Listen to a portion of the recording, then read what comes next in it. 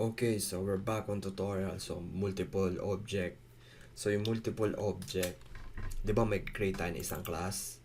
Yung class na yung pwede natin i-create ng marami. Hindi na natin kailangan i-copy to tapos i-create pa tayo ng isang class. Hindi na natin dapat gawin yun kasi pwede tayong gumawa ng object.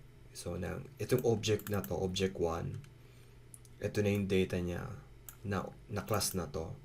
So, gagawa tayo ng object 2. And object 2, di ba? Object 2, object 1, object 2. Tapos pares din, copy to. And ito yung 2. 2. So, 12, 12. So, like that. Tapos copy natin din to. Object 2.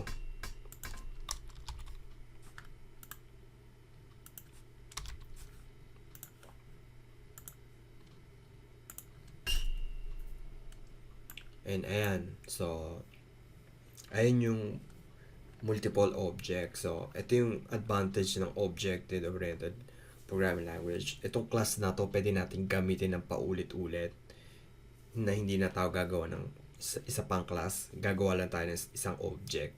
So, ito yung multiple object. So, ayun yung advantage ng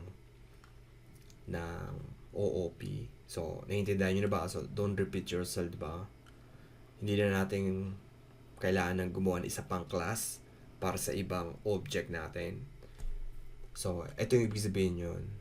Yung dry. Kasi may class na tayo, nag-create lang tayo ng object.